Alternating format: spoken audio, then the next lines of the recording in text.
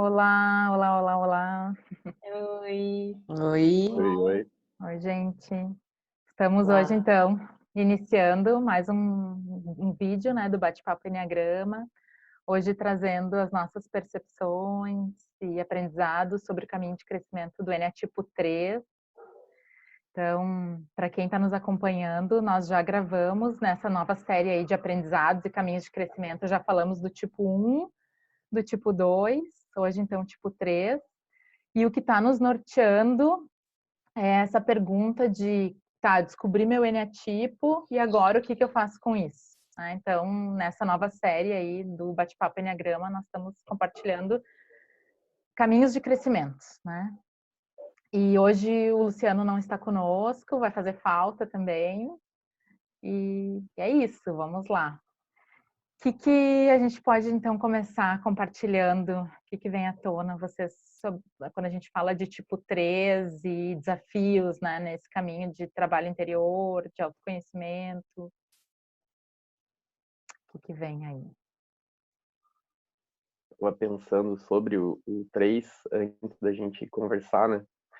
E acho que um ponto que a gente não tem falado e até interessante, o 3 é muito desafiador para quem está trabalhando com o 3, né? Então acho que é um ponto interessante também da gente tocar hoje, porque o 3 muitas vezes ele vai desafiar muito, quem sabe, acho que nem a palavra seja desafio, mas ela normalmente ele vai procurar ajuda, não é uma ajuda para ele, né? É uma ajuda para ele bater a meta que ele é para o personagem que ele está encarnando, né? Para o personagem que ele está vivenciando, né? Então o 3 ele é normalmente esse tipo performático, que vai dar muito resultado, que vai sempre tá atrás da meta, o tempo todo em ação, né? Fazendo as coisas, né? Até achando que os outros fazem menos do que ele, né? Que poderiam fazer mais, enfim. E aí ele vai procurar ajuda, por quê? Porque ele não está conseguindo bater a meta da melhor forma que ele poderia bater, né? E aí vem o desafio profissional que está ajudando, né? Que é não entrar nessa situação de só ajudar ele a bater mais uma meta, né? Lógico que muitas vezes vai ser necessário, até para uma criação de uma afinidade entre o profissional e o cliente, né, o paciente. Mas eu acho que é legal a gente lembrar de falar isso um pouco hoje, né, que foi o que me veio um pouco antes da gente começar a conversar. Eu estava lembrando disso, que eu tive um 3 assim, desafiador, absurdo, assim. Ele queria ver se eu era bom, né, para ele poder confiar em mim, e isso foi que me demandou bastante energia na situação. De começo é isso que eu lembro agora. A gente vai conversando, vai vindo. Uhum. Que eu acho que o grande também desafio é isso, né? Porque o estereótipo do tipo 3 é o que a sociedade, entre aspas, pelo menos ocidental, né, espera dessa questão do sucesso, da imagem. Hoje muita gente fala em marketing pessoal e eles fazem isso muito bem, né? E falar para eles que, na verdade, isso pode ser um limitante da inteireza dele, da busca da conexão com quem eles realmente são, é bem desafiador, né? Assim, de falar, não, eu não vou só reforçar esse lado aqui da meta, do sucesso, da imagem, mas quem é você aí de verdade? Como é que estão os seus sentimentos? E acho que esse é um grande desafio. Por exemplo, para mim, como experiência, vem quando também acontece de vir quando ou eles entram num colapso, seja, acontece uma separação, acontece, de repente, sei lá, esperou um sucesso e não alcançou, eles entram num sentimento que eles não estão acostumados a acessar e aí é bem desafiador, assim, né, também para eles. Aí eles até permitem olhar e falar, bom, deixa eu tentar entender, mas é rasgando, porque nunca aprenderam a acessar, eles estão no centro do coração, mas a acessar esse sentimento. Assim. É o grande desafio para eles, porque a sociedade ainda reforça, né, que eles sejam assim, que a gente seja assim, que a gente busque isso. Acho muito importante, Marta, isso que você trouxe, que normalmente os processos vêm por meio desse rasgando, né? São processos bem intensos de abertura de coração e é quando alguma situação colapsa e vem junto com uma dor profunda de uma sensação de fracasso. Algum fracasso pessoal, né? Seja na área pessoal, aonde porque o 3 ele vai se identificando, então eu me identifico com a família que é assim, né, XPTO, bonitinho, eu me identifico com o meu cargo, com o trabalho, com seja o que for, e quando essas estruturas de identificação entram em colapso, eles entram, na verdade, em sentimentos que para eles não tem sentido, né, é como se fosse, né, nas minhas experiências de atendimento, fosse até tolice para eles olham para os sentimentos, né, a priori, como é algo assim tão novo, né, quando inicia-se um processo, como se fosse, eu estou perdendo tempo em sentir isso aqui, né, eu quero ir logo para a prática, voltar para o resultado, voltar para fazer. Como é que eu faço para sanar isso aqui que está me incomodando nesse momento? E às vezes, né, tá até vem com uma situação, uma patologia, uma síndrome do pânico, algo muito severo, às vezes mas eu quero resolver isso aqui, resolver porque eu quero voltar para minha, né, para minha vida prática, dos resultados, né, e colocar tudo no lugar. Então a questão do eu faço acontecer é muito grande, né, para o 3, a dificuldade de acessar a rendição dos processos, né, de deixar-se acontecer. Perfeito. Eu acho que essa coisa do tempo, né, do dar tempo ao tempo também, da importância, assim, porque quando eles fazem esse mergulho para dentro, começa a sentir, vem o choro e vem a emoção, logo vem, não, deixei para fora, né? O que vamos fazer? Vamos, assim, eu vejo nitidamente também esse processo, assim, de entrar, é muito assustador entrar e daí já essa necessidade do ir para fora. Mas o 3, eu vejo também esse aprendizado muito forte que eles têm com a questão do tempo mesmo, né? Do dar tempo ao tempo, que tem a ver com a esperança, né? Que é a virtude, o flow, que é o contraponto da vaidade. Então, a gente está falando aqui da vaidade, de estar sempre achando que eles é que dão ritmo para a vida, né? Que se eles não se envolverem, se eles não colocarem a mão, se eles não trabalharem, as coisas não vão acontecer, né? E é eles que estão ditando o tempo dos processos e o ritmo, e daí vem uma falta de sensibilidade também com o tempo do outro, com as necessidades do outro, e se torna aquela máquina, né? Quando a gente fala de tipo 3, é aquele fazer humano, né? Que é uma máquina, uma máquina, uma máquina.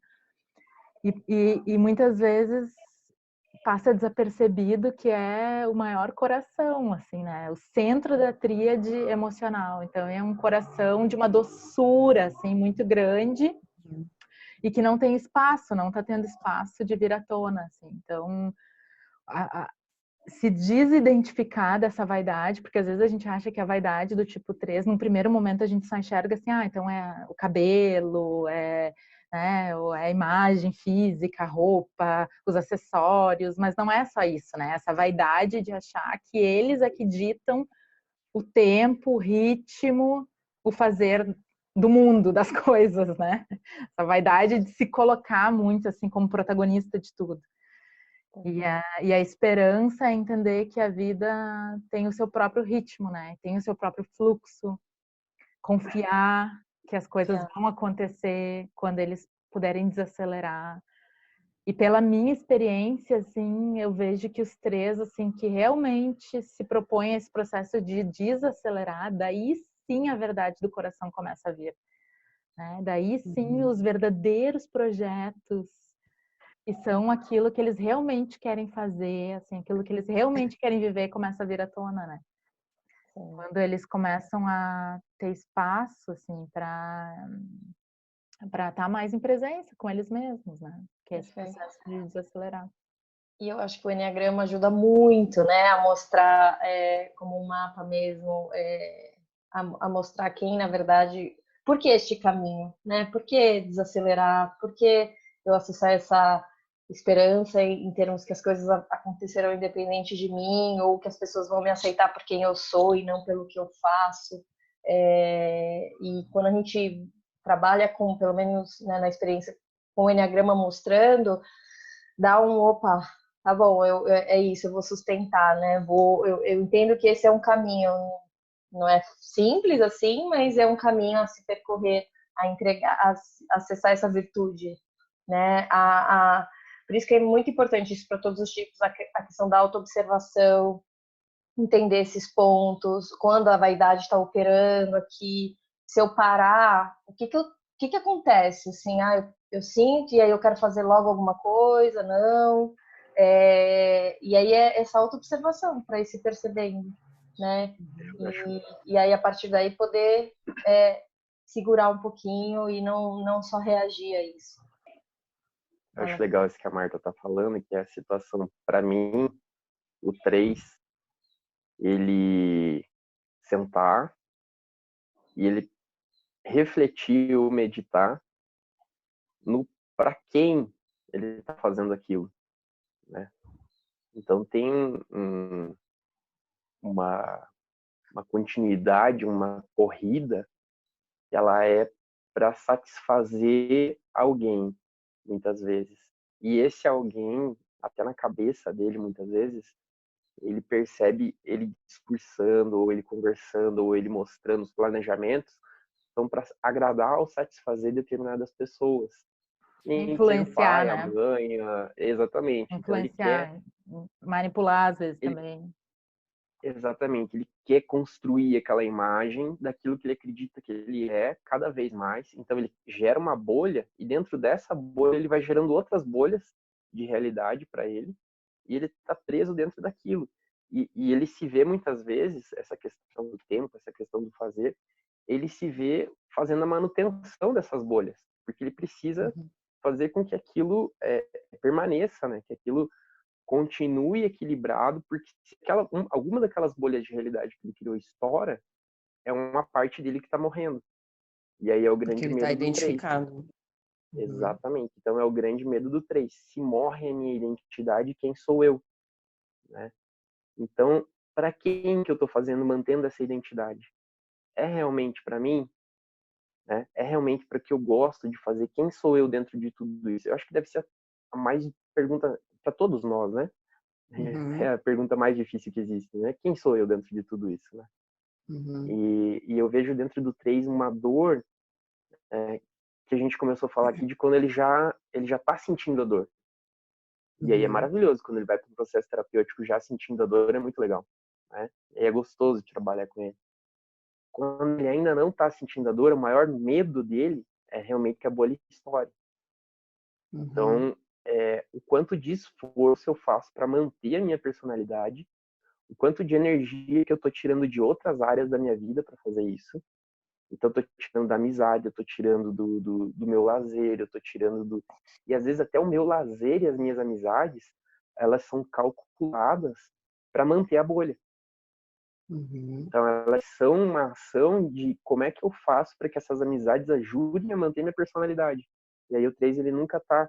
Ele sempre acha que ele tá equilibrando tudo isso, né? Eu não lembro quem te fala, mas o 3 fala que é como se ele pudesse pegar na copa da árvore, né? E puxar ela, porque ele quer fazer ela crescer mais rápido. Então ele acredita que ele tem esse poder. Então ele acredita que ele Que tem esse essa é a poder de manter vaidade, né? E aí o medo é de começar a estourar as bolinhas. Então eu acho que na terapia ou no coaching mesmo também, ou quando a gente vai trabalhar com os 3, perceber nele ou conseguir mostrar para ele que ele está com medo de estourar essas bolhas, de entender quem ele é lá dentro de tudo isso, né? Para mim também, para todo mundo é esse medo, acredito, né? Realmente, Fê, eu acho importante, assim, isso, pegando já como você trouxe essa história de também como trabalhar, né, com os chips, a gente estava falando um pouco antes sobre a complexidade que tem no triângulo, né, porque são dores tão profundas que há uma dissociação do centro de inteligência. E no tipo 3, a dissociação é do centro emocional. Então, eu tenho acompanhado alguns processos que, quando se abrem, né, e o cuidado que a gente precisa ter nisso, porque vem com traumas muito profundos. Então, né, esse rasgar, ele também precisa ser respeitado no tempo e às vezes, né, manter um nível de identificação é necessário, Claro. Porque não é de uma vez que a gente consegue, né, rasgar isso profundamente e dar de cara com esse vazio. É muito difícil sustentar esse vazio, né? E aí são experiências de reedições de traumas sobre traumas. Então, também o nosso tato, cuidado, né, quando estiver conduzindo essas pessoas e para qualquer um de nós, porque qualquer um de nós também, quando vamos chegar nesse centro do coração para entrar em contato com essa pergunta, quem é você, quem somos nós, é difícil, né, de sustentar esse lugar. E o 3 vive, né, com essa pergunta, assim, né? Eu ouço muito deles, mas eu descobri o Eneagrama e eu fico toda hora me questionando, né? Mas por que você está fazendo isso? Quem é você? Quem é você? É difícil viver com esse questionamento o tempo todo. E aí eu vejo também uma necessidade para esses trabalhos muito profundos, né? De entrar nesse questionamento que é a ancoragem de um caminho, de um processo espiritual, né? Para dar suporte e sustentação, porque é muito difícil sustentar esse lugar sem esse apoio, né? Espiritual mesmo. E que legal tu trazer isso do vazio, assim, porque uma coisa aqui, agora, enquanto a gente está gravando, me veio que no ponto 1, a gente falou muito da autoaceitação, né? No ponto 2, a gente falou do autoacolhimento. E o ponto 3, o que me vem, assim, muito é desse não fazer, né? Desse aprendizado que traz para todos nós, assim, de não fazer. Porque às vezes, até quando a gente estuda o Eneagrama, a gente quer uma listagem do que eu tenho que fazer, né? Que é isso, assim, a gente falou assim, descobri meu Eneatipo e agora o que eu faço? Sim, tem várias atividades que a gente pode fazer quando a gente descobre o nosso Eneatipo, mas uma outra parte do trabalho também através desse mapa do Eneagrama é não fazer, né? Para alguns perfis, o ideal é não fazer. observar a paixão do ego acontecendo e não fazer, né? Então, é observar e deixá-la queimar, assim, né? Então, o tipo 3, acho que também simboliza muito esse ponto do não fazer, né? E em termos práticos, assim, para as pessoas que se identificam com essa energia do 3, o que eu vejo, assim, tem muito a ver com isso de trabalhar o acesso do coração, às vezes através de músicas, através do descanso mesmo, né, da reconexão com a família. Não sei se vocês querem também compartilhar algumas dicas mais, assim, que é o não fazer, de observar a vaidade, de observar isso que o Fê estava dizendo, né, para quem que eu estou fazendo isso, o que eu estou fazendo, sustentar isso, mas também em termos, assim, de fazer. Então, o que vocês percebem, assim, de Muitas vezes dicas? escolher isso, práticas que não necessariamente envolvam competição, né? Envolvam algo que vai obter uma imagem a partir disso.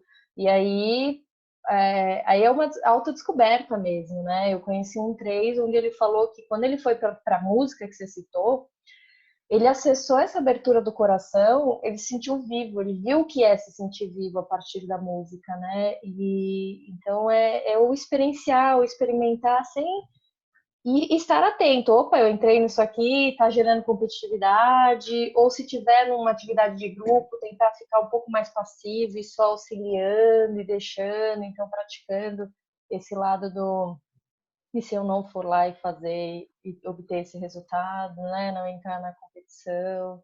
É um desafio para eles, para se a gente falar, vai meditar? Claro que é um desafio, porque na hora que ele para, ele pode acessar sentimentos ou essa angústia.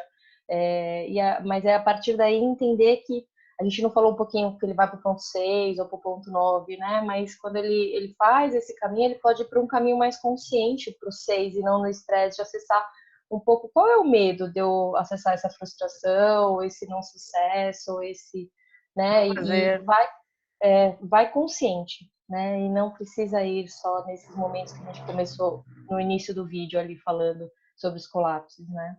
E aí ele pode acessar esse ponto 9 também do ficar, do observar, do contemplar, né? Mas em atividades eu acho que é isso, experimentar. Fala, assim. Eu acho que o que a gente vem conversado aqui, esses dias eu vi uma palestra, achei bem interessante, assim, falando sobre o aspecto grosseiro, o sutil e o secreto. Então, todas as religiões teriam esses 3 aspectos, né? Em todas as tradições esotéricas, enfim. Então, muitas vezes, quando a gente chega no Enneagrama, a gente está nesse aspecto grosseiro. Então, eu quero a fórmula, eu quero a regra, eu quero o que eu pratico, o que eu faço. E muitas vezes, por não entender o aspecto sutil, né, eu fico preso ao grosseiro. E eu fico preso a ter que fazer a regrinha. Né? Então, eu não me liberto até mesmo, vamos dar um exemplo, eu tenho que meditar. E às vezes, porque eu esqueci de meditar, eu me cobro tanto por não ter meditado, que aquilo fica pior do que eu estava, né? Então, o que acontece muitas vezes? Acho que é interessante a gente lembrar que dentro do Enneagrama que a gente está falando aqui, vão ter regrinhas, né? Tem receitinha de bolo? Tem receitinha de bolo. A receitinha de bolo é principalmente para você começar a observar como é que isso se desenvolve dentro do teu corpo, dentro das tuas emoções, dentro dos teus pensamentos. Então, a receitinha é como se fosse aquela emergência, tá indo para UTI para estabilizar o corpo, né? Então, eu vou ter aquele primeiro tratamento, que é o tratamento de vamos manter o corpo vivo, né? Então, é aquele passo, a receitinha é para eu começar a acessar, e vai ter receitinha, não adianta, pode ter 20 anos de Enneagrama, vai ter receitinha, porque tem lá dos meus que eu não estou conseguindo acessar, eu preciso da receitinha para acessar. Mas cada um vai descobrindo, conforme for, o passo, como é que aquilo funciona dentro dele, né? E aí existem pontos que estão mais doídos, tem pontos que estão mais... E aí a observação eu acho que é muito interessante. No ponto 3, para mim, a observação eu acho que seria a mais importante, assim, é de entender como a pessoa segura a emoção, muitas vezes, para não frustrar o desempenho. Aí eu acho que E aí, como é que ela vai fazer para que isso... Ela vai criar a receitinha dela, né? Ela pode acessar algumas receitinhas que a gente fala, com certeza tem que fazer isso. Mas e como é que eu vou ver que eu estou segurando a minha emoção para que a emoção não me impeça de dar o resultado, né? Porque eu tenho que apresentar um resultado. E eu tenho uma falsa emoção de que eu acho que é o resultado que me deixa feliz, que me deixa... que eu vou sentir o amor das pessoas. Isso, exatamente. Então, como é que... Para mim, no ponto 3 é esse, é onde que eu reparo esse... E aí, como é que eu vou fazer uma prática para eu reparar isso, né? E aí, como eu falei, às vezes eu vou ter amigos que os meus amigos, eles são para reforçar a minha personalidade, ou a minha família, o jeito que eu vivo com a minha família, e como é que eu consigo estar presente ali naquele momento para deixar o amor acontecer naquele momento sem eu estar na expectativa do resultado, né? Então eu acho que aí entra como fazer uma prática para que isso aconteça. Então, lembrar a hora que está na reunião de família, ou aí cada um vai achar o ponto que é mais que esse amor ele flua naturalmente, né? Essa minha expectativa do resultado. Aí eu coloco, para mim, o 3, acho que é interessante essa parte. Acessar conexões de verdade, né? Assim, no sentido e não entender que não é pelo que ele faz que ele é amado, mas entender que as pessoas buscam conexões verdadeiras, assim, né? Não é só por, vai lá e a pessoa fala, nossa, ela é boa mesmo, né? Não, mas falar, nossa, aquela é aquela conexão da verdade. De repente ele encontrar, você estava falando das amizades. Quem são aquelas pessoas que ele pode de repente começar a mostrar um pouco mais de si, né? E não só dos feitos. Tem um redirecionamento da energia, né, que está externa, né, para buscar essa aprovação, a validação, para uma vivência interna, né, e a gente está falando de um centro que busca valor, né, e passar a valorizar a vida a partir de si mesmo, do que eu sinto, das minhas conexões, dos meus sentimentos, né, valorizar o que eu sinto. Acho que o 3 tem muito que fazer esse movimento, né, do interiorizar mesmo, porque antes do que nós fazemos, nós somos, nós sentimos. Então, entrar em contato com isso, né, com o que eu sinto, e é isso que nos faz iguais. Todos os seres humanos sentem todas as emoções. E é nesse lugar que nós vivemos, somos vivos, né? E a partir disso, sim, depois se desdobra no que nós construímos, no que nós fazemos. Aí eu sinto que o 3, ele corta isso, né, com a emoção e vai pro eu quero fazer, acho que uma palavra que o 3 gosta muito de usar é eu quero deixar o meu legado, né? O que você faz em vida ecoa pela eternidade, essa coisa, né, de deixar um legado que é muito lindo, existe um propósito nisso, mas isso precisa antes estar conectado muito lá dentro, e não vou deixar algo para ser visto, né, só pelas outras pessoas, que continuando nessa necessidade do que é externo. Então, dar valor para o simples mesmo, para a vivência familiar, para a vivência pessoal, com os filhos, né, com aquela rotina bem simples do dia a dia, de todos nós, seres humaninhos, simples. Acho que isso é encontrar valor nisso, né? Encontrar riqueza nisso, assim, nisso que é simples, que é de todo ser humano e que isso que nos faz vivos e humanos de verdade. E a partir disso, um monte de outras coisas pode se desdobrar. Exato. Lindo, lindo. Muito bem, então chegamos ao fim.